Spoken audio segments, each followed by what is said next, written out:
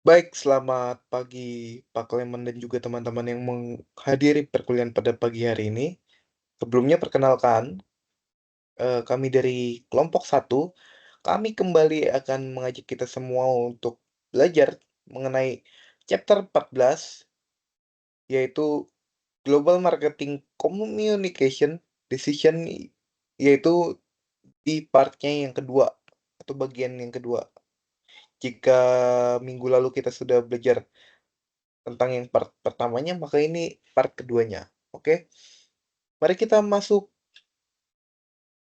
ke perkenalan kelompok kembali. Tidak bosan-bosannya saya memperkenalkan diri.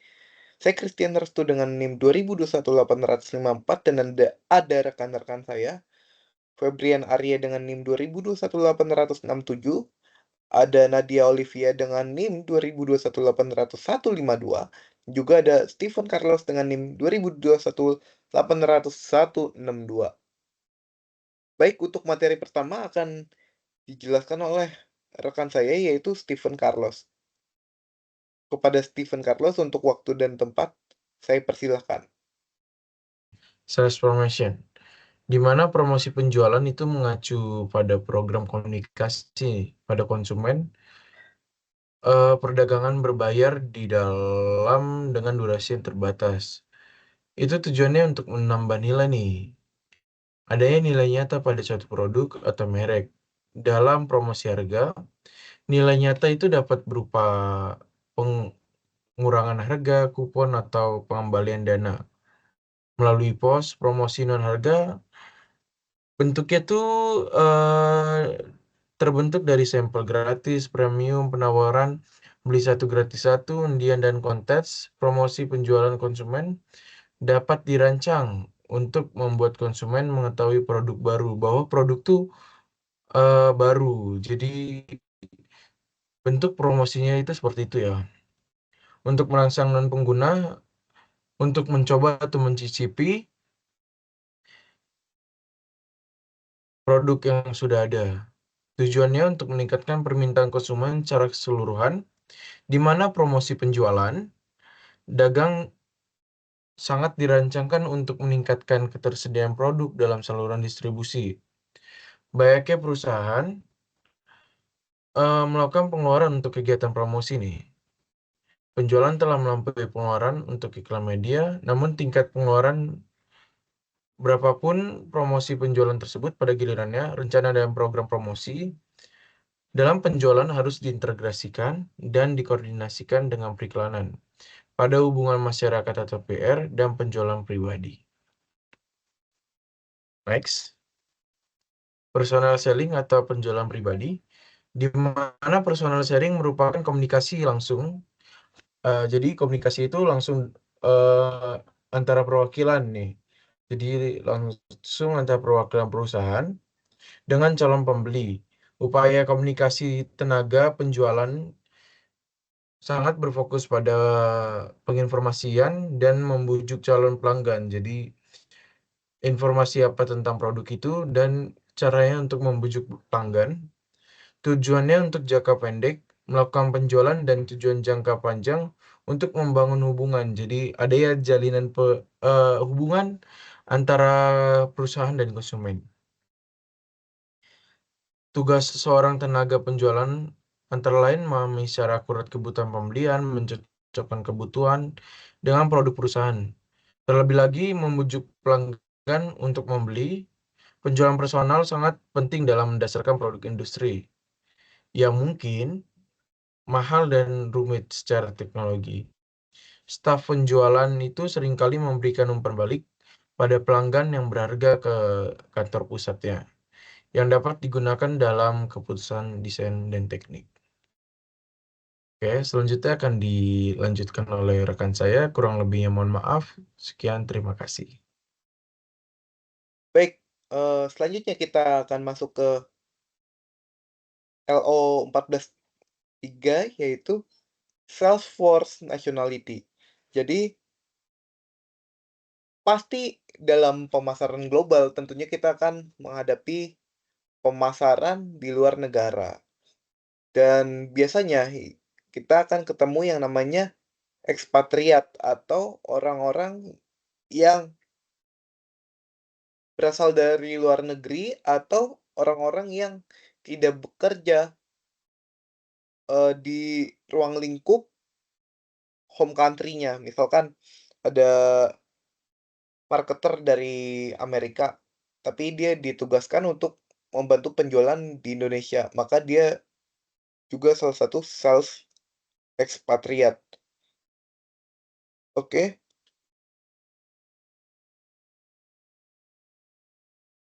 jadi, kita harus, bisa menghadapi yang namanya kondisi ekspatriat ini. Di antaranya adalah Task Force Nationality ya, atau, kebangsanya. Kan pasti ada sales-sales tuh yang, banyaklah tantangannya. Kenapa? Karena kenapa mereka mau ditempatkan di luar negeri? Karena mungkin ada hak-hak khusus yang diberikan kepada mereka atau misalkan gajinya lebih besar dan sebagainya. Makanya kita harus mempertimbangkan nih dari baik secara advantage atau manfaat dan juga disadvantage dari, eee, si eks expatriate sales ini, oke? Jadi sebelum kita mengirim expatriate sales atau kita menjadi expatriate sales, maka ada hal-hal yang perlu diketahui oleh, eee, karyawan yang akan diberangkatkan ini maupun agen yang memberangkatkan atau, perusahaan itu sendiri untuk dikasih tahu ke sales ekspatriatnya. Nah, di antaranya adalah ada 3 hal di sini yang, disoroti oleh buku, yaitu pertama ada exclusive license agreement, di mana dikatakan bahwa perusahaan membayar komisi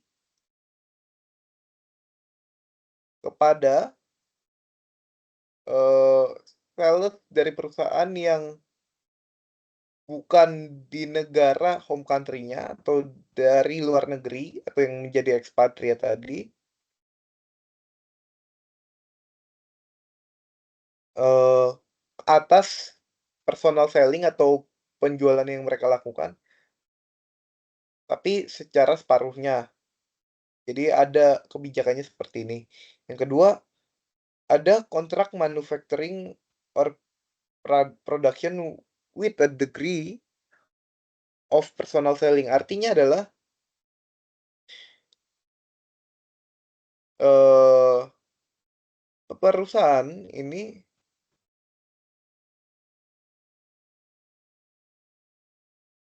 membayar berdasarkan, personal selling atau dari, derajatnya juga mungkin secara sertifikasi atau, tingkat kelulusan dan sebagainya. Mungkin tingkat pendidikannya dan juga kapabilitasnya gitu ya. Terus yang terakhir ada yang namanya manajemen only agreement atau, kebijakan yang diatur oleh manajemen, di mana dikatakan bahwa manajemen only agreement through which a co-joint venture within,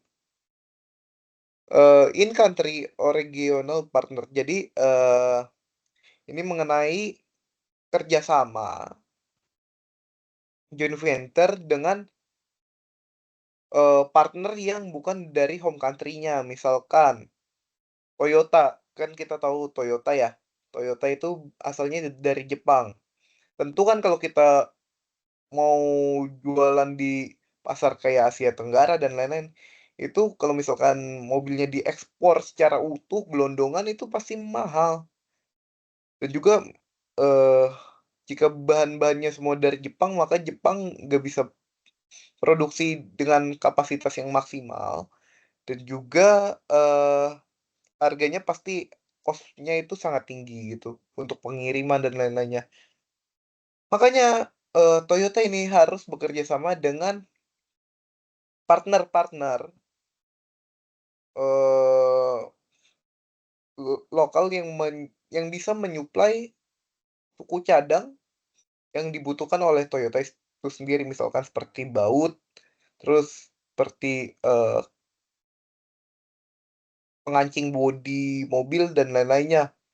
Itu kan atau misalkan kayak kaca, ban, dan lain-lain kan pasti nggak cuma Jepang doang yang bisa bikin, bahkan untuk pasar Indonesia sendiri, Indonesia bisa membuatnya dan juga punya merek sendiri seperti Gajah Tunggal yang kalau di mobilnya itu, brand-nya adalah GT Radial. Nah, makanya manajemen only agreement ini biasanya perjanjian antar manajemen, baik dari perusahaan home country maupun dengan, partner-partner lokal, seperti perusahaan ban, terus penyedia kaca, penyedia yang lain-lainnya, agar terjadi yang namanya kerjasama perdagangan yang menguntungkan dan juga, penjualan yang efektif dan menguntungkan kedua belah pihak atau bisa disebut win-win solution. Kurang lebih seperti itu penyampaian dari saya. Untuk materi selanjutnya akan dijelaskan oleh rekan saya. Untuk waktu dan tempatnya, saya persilahkan. Baik, selanjutnya di sini saya akan menjelaskan tentang special form of marketing communication, direct marketing. Jadi asosiasi direct marketing ini mendefinisikan pemasaran langsung sebagai segala komunikasi dengan konsumen atau penerima bisnis yang dirancang untuk menghasilkan tanggapan dalam bentuk pesan, permintaan informasi lebih lanjut, atau kunjungan ke toko atau tempat usaha lainnya. Nah, di sini katakan Pep Darwadi menjelaskan 4 langkah dalam pemasaran satu persatu. Yang pertama adalah identifikasi pelanggan dan kumpulkan informasi rinci tentang mereka. Kedua, membedakan pelanggan dan memberi peringkat pada mereka berdasarkan nilai mereka bagi perusahaan. Yang ketiga, berinteraksi dengan pelanggan dan mengembangkan bentuk interaksi yang lebih hemat biaya dan efektif. Dan yang keempat adalah menyesuaikan produk atau layanan yang ditawarkan kepada pelanggan, misalnya dengan mempersonalisasi penawaran surat langsung. Selanjutnya di sini ada direct mail. Surat langsung menggunakan layanan pos sebagai sarana untuk menyampaikan penawaran yang diajukan secara pribadi kepada calon pelanggan yang ditargetkan oleh pemasar. Surat langsung populer di kalangan bank, perusahaan asuransi, dan penyedia jasa keuangan lainnya. Saat pelanggan merespon tawaran surat langsung, pemasar menambahkan informasi mereka ke database-nya. Informasi tersebut pada gilirannya mungkin pemasar untuk menyempurnakan penawaran berikutnya dan menghasilkan daftar target yang lebih tepat. Amerika Serikat adalah rumah bagi industri milis yang berkembang dengan baik. Sebuah perusahaan dapat menyewa daftar untuk menargetkan hampir semua jenis pembeli. Tentu saja semakin selektif dan terspesialisasi daftarnya, semakin mahal harganya. Ketersediaan daftar yang bagus dan besar pasar merupakan faktor penting yang menjelaskan mengapa orang Amerika menerima jauh lebih banyak surat langsung atau direct mail dibandingkan orang lain. Berdasarkan basis per kapita, konsumen Jerman sebenarnya pembeli pesanan lewat pos terbesar di dunia yang masing-masing membeli barang dagangan senilai lebih dari $500 setiap tahunnya dibandingkan dengan Amerika Serikat. Ketersediaan milis di Eropa dan Jepang jauh lebih banyak. Selanjutnya adalah katalog. Katalog adalah publikasi bergaya majalah yang menampilkan foto, ilustrasi, dan informasi ekstensif tentang produk perusahaan. Nah, istilah magalog kadang-kadang digunakan untuk menggambarkan media komunikasi ini. Sektor retail katalog global menghasilkan pendapatan beberapa ratus miliar dolar setiap tahunnya. Katalog memiliki sejarah panjang dan terkenal sebagai alat pemasaran langsung di Eropa dan Amerika Serikat. Pasar katalog Eropa berkembang pesat setelah Perang Dunia Kedua dan demi mencari kenyamanan, harga murah, dan akses terhadap lebih banyak jenis barang. Oke, selanjutnya di sini ada informasial. Informasial apa sih? Informasial adalah saluran belanja rumah seperti QVC dan Home Shopping Network. Mengambil konsep informasial satu langkah lebih jauh. Pemrograman sepanjang waktu secara eksklusif didedikasikan untuk demonstrasi dan penjualan produk. Di seluruh dunia, belanja rumah semacam ini adalah industri bernilai miliaran dolar. Saluran belanja rumah terkemuka juga memanfaatkan internet. Misalnya, selain mengoperasikan saluran belanja di rumah Amerika Serikat, Tiongkok, Jerman, dan Jepang, Home Shopping Network juga menawarkan pengalaman belanja online di website-nya. Kemudian di sini yang kedua, teleshopping. Teleshopping adalah itu diperkenalkan ke lebih banyak rumah tangga. Sesuai dengan istilahnya, teleshopping ini di mana si orang rumah itu berbelanja melalui sebuah website yang namanya HSN, www.hsn.com. Kemudian pengamat industri memperkirakan popularitas belanja rumahan akan meningkat dalam beberapa tahun ke depan. Televisi interaktif atau IPTV teknologi diperkenalkan ke lebih banyak rumah tangga sesuai dengan istilahnya, memungkinkan pemirsa televisi untuk berinteraksi dengan konten program yang mereka tonton. Memiliki kehadiran yang lebih besar di Eropa dibandingkan di Amerika Serikat. Di Inggris saja lebih dari separuh pelanggan TV berbayar menggunakan layanan ITV. Unit kendali jarak jauh yang disediakan oleh penyedia layanan TV berbayar di Inggris memiliki tombol merah yang dapat ditekan oleh pemirsa untuk memesan produk dari saluran belanja rumah. Memiliki sudut kamera yang berbeda selama siaran olahraga, memberikan suara selama acara partisipasi pemirsa seperti Big Brother atau memesan sampel gratis yang dikenalkan. Baik, untuk materi selanjutnya akan dilanjutkan oleh teman saya. Terima kasih. Untuk selanjutnya yaitu Special Form of Marketing Communication, Support Media Sponsorship, and Product Placement, di mana media pendukung tradisional mencakup iklan transit, dan billboard sebagai sebuah kategori. Media ini dikenal dengan istilah iklan luar rumah atau OOH. Pemasar global juga memanfaatkan beragam peluang sponsorship yang memungkinkan mereka menyelaraskan diri dengan acara budaya dan olahraga yang populer.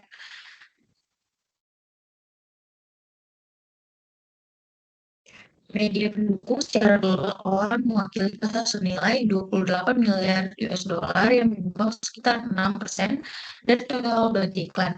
Pertumbuhan dalam kategori ini beberapa tahun terakhir didorong oleh peluncuran platform papan reklame digital yang dikenal sebagai periklanan digital di luar rumah atau disebut dengan digital out of home atau disingkat dengan DOOH. Selain itu, integrasi teknologi seperti analitik data dan pemantauan waktu nyata telah meningkatkan efektivitas dan pengukuran kampanye OOH, menjadikannya pilihan yang semakin menarik para pengiklan. Berikutnya itu sponsor. Sponsor adalah komunikasi pemasaran yang semakin populer yang dimana perusahaan bayar biaya agar namanya dikaitkan dengan acara TV atau asosiasi atletik tertentu atau fasilitas olahraga. Dengan sponsorship, perusahaan dapat meningkatkan visibilitas mereka yang dan membangun citra yang positif melalui asosiasi dengan entitas yang diminati oleh target audiens mereka. Bentuk sponsorship ini seringkali mencakup hak penamaan, pemasang logo di tempat acara, dan kampanye promosi yang terkait. Penempatan produk, film, acara televisi, dan masyarakat, perusahaan dapat mencapai jenis paparan yang unik dengan menggunakan penempatan produk, di mana mereka mengatur agar produk dan nama merek mereka muncul di program televisi populer, film, dan jenis pertunjukan lainnya. Misalnya itu penempatan produk dalam film blockbuster atau serial TV terkenal yang memberikan dampak besar terhadap kesadaran merek. Pasar juga dapat meminjam atau menyumbangkan produk kepada selebriti, tokoh masyarakat lainnya.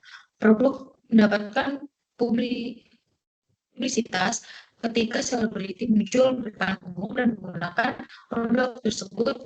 Strategi memanfaatkan pengaruh dan daya tarik selebriti untuk meningkatkan daya tarik dan kredibilitas merek di mata konsumen. Baik, sekian dari kelompok kami. Kurang lebihnya mohon maaf. Terima kasih.